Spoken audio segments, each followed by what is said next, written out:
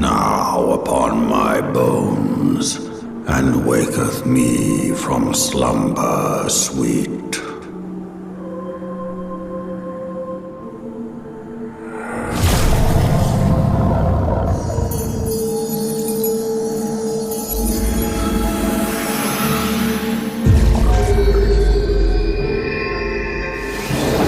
Thou hast forgotten the face of thy Lord. Remember, mortal, and fear me.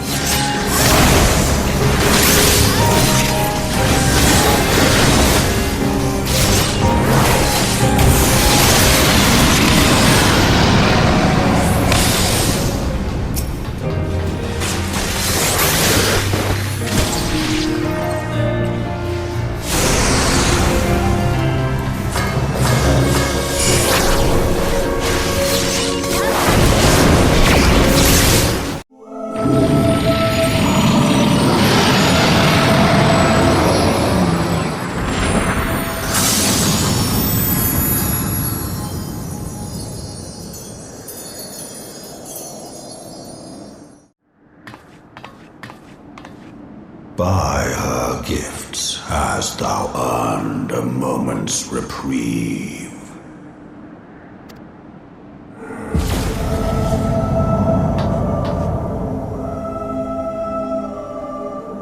Speak, mortal, and I shall listen.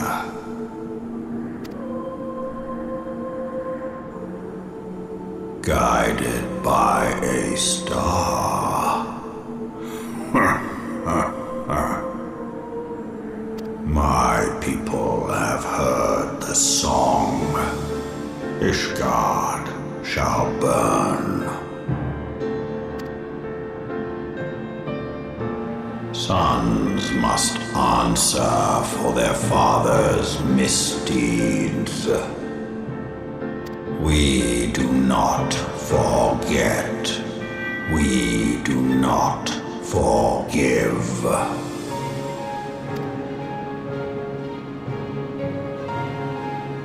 Seven children did I sire. One now singeth of retribution. I rise to join in the chorus. Thou art powerless to silence us, mortal. Yet thou shalt not live to labor in vain. Thy reprieve is at an end.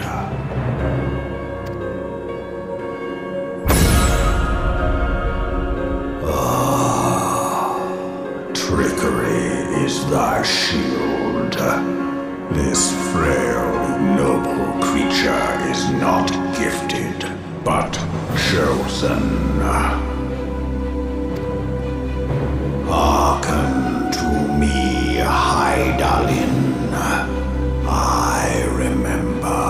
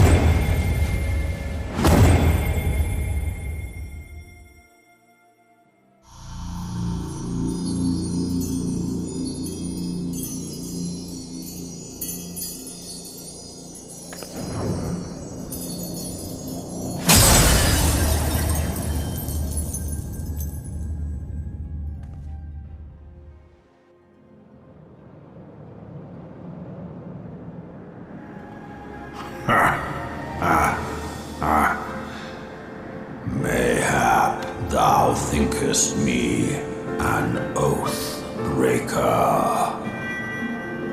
Thou art mistaken.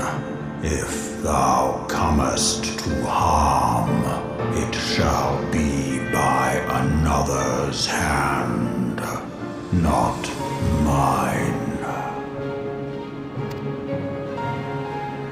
I did but strip thee of thy mistress's feeble blessing.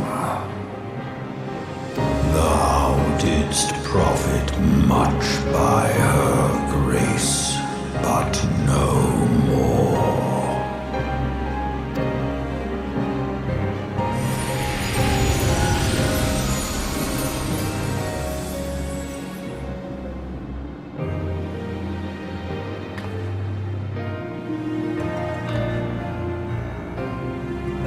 The covenant binds me to thee. I shall watch, listen, and wait. Fight and struggle, if it be thy will. Man hath ever coveted that which lieth beyond his grasp.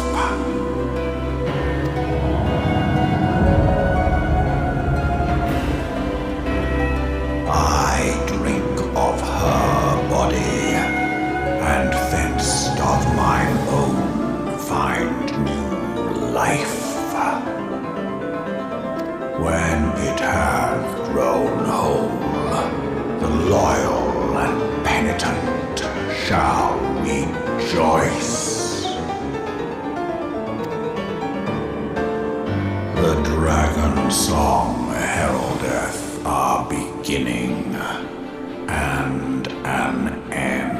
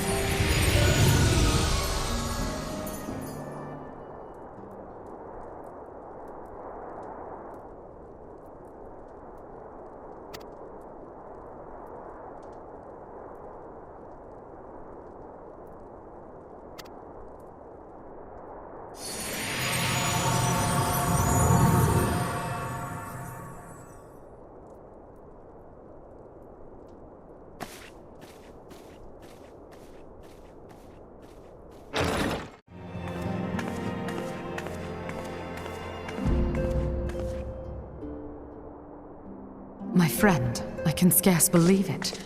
You confronted the Wormlord and lived to tell the tale.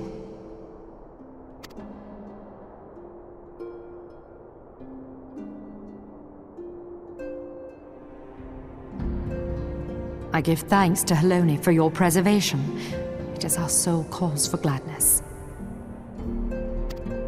Your encounter with the Keeper of the Lake served to confirm our fears.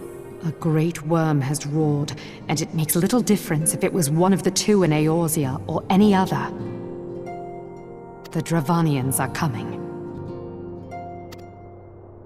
I am told that Ishgard has magical defenses against Dravanian attack, though I am not privy to their exact nature.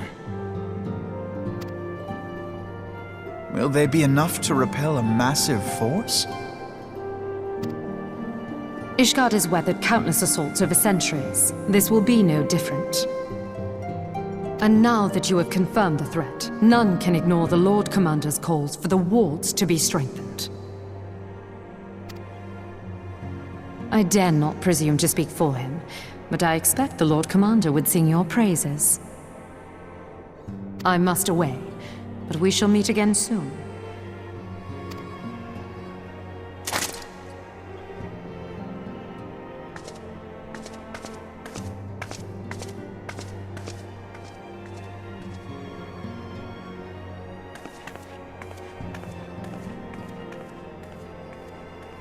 Countless assaults weathered, and this will be no different?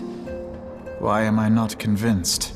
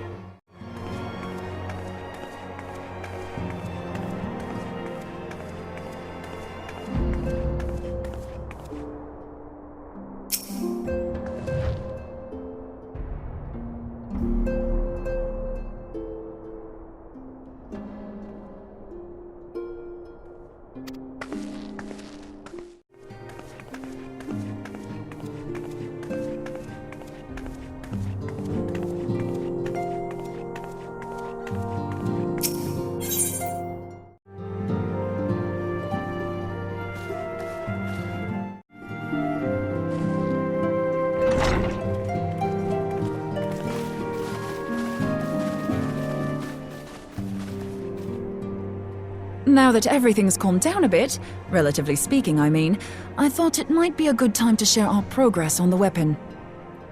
I believe we're on the verge of a breakthrough. Well, don't keep us all in suspense.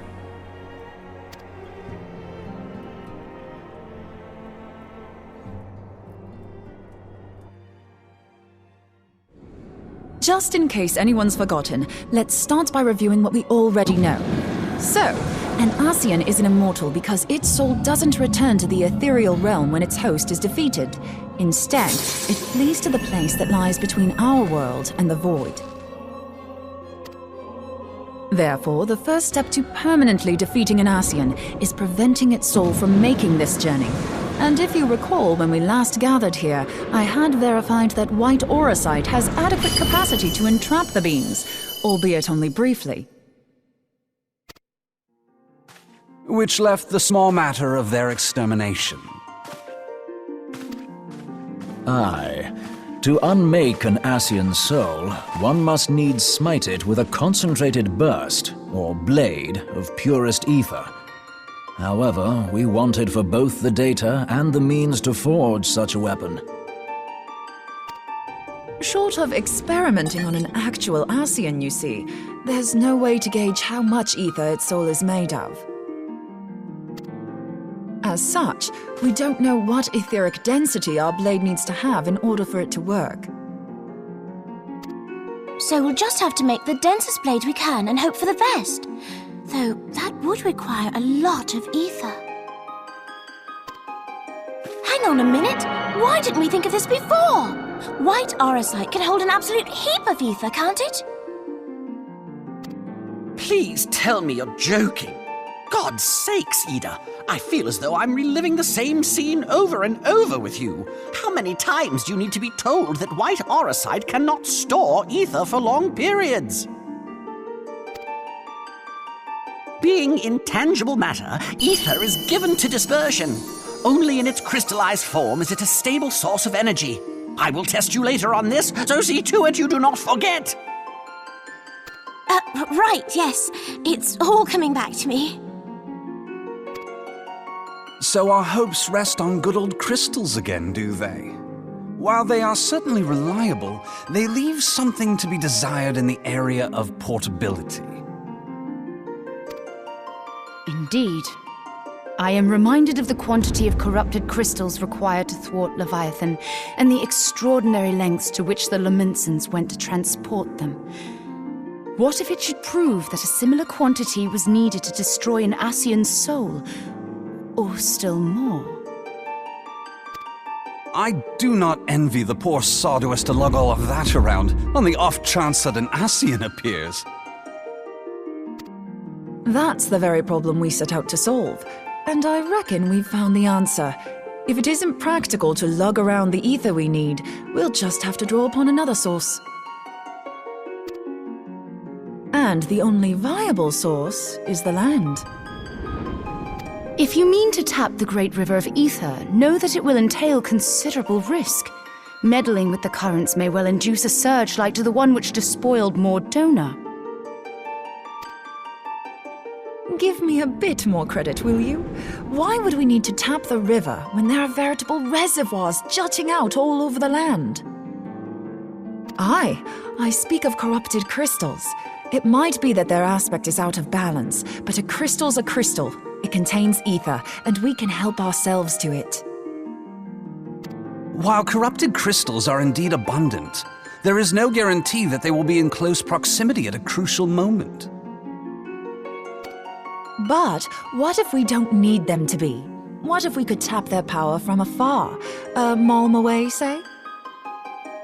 If we could do that, we'd have ready access to ether aplenty in almost every corner of Eorzea.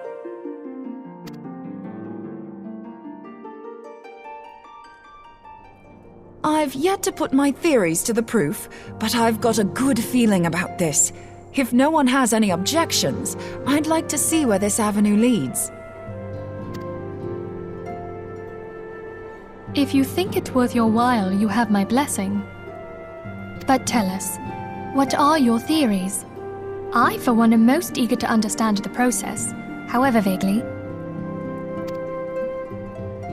I thought you might say that, but no one wants to listen to boring old theories all day, do they? I know I don't. So with your permission, I'd like to try something a bit more hands-on. I've already built an etheric siphon especially for this purpose, and I've been meaning to try it out. Thing is, the profusion of corrupted crystals in Mordona makes it something of a high-risk testing ground. If anything goes awry with the siphon, it would be better if it didn't happen within spitting distance of quite so much ether. Ideally, I need an isolated specimen. Does anyone know where I can find one? May I suggest northern Thanalan? There you will find corrupted crystals of middling size, standing a reasonable distance apart. Ideal for your needs, I should have thought. Oh, and if you do elect to visit the place, I should be much obliged if you would assist me in another matter while you are in the area. Has something happened? Movement has been observed at Castrum Meridianum. During Operation Archon, the Alliance dealt the stronghold a heavy blow. Its facilities were extensively damaged, and its garrison reduced to a fraction of its former strength. Not long after our forces withdrew, however, their ranks were replenished by reinforcements from Castrum's Sentry. They now seek to rebuild, and to this end they have their sights set upon the ceruleum processing plant. Having lost the Empire's support, the 14th Legion lacks the resources to sustain itself. To them, this is a bid for survival, and they will doubtless fight like desperate men. Though I have dispatched the Crystal Braves, I fear their strength alone may not suffice to stay the Imperial assault. I would request the Scions' aid in the defensive effort. If I didn't know better, I'd say you were trying to inveigle us into fighting your battle with the promise of shiny crystals. Well then, consider me inveigled. I won't lie, the crystals you speak of sound perfect, so the Garleans have to go. Besides, we can't afford to beat about the bush. There's no telling when the Scions will next appear. Thine eagerness to hurl thyself into the jaws of danger cometh as little surprise. Exercise due caution, I prithee. Though you have become a Crystal Brave, you are yet a Scion, Alphino. We could hardly refuse you. Pray, join the Crystal Braves and lend them your support. Thangred and Papalymo shall accompany you.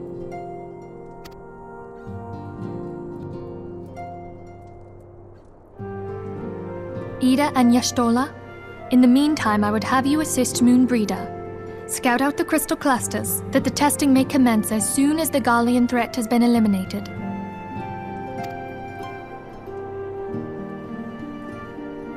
If it please you, I shall continue mine own experiments on white aurosite. Thank you, Urianger.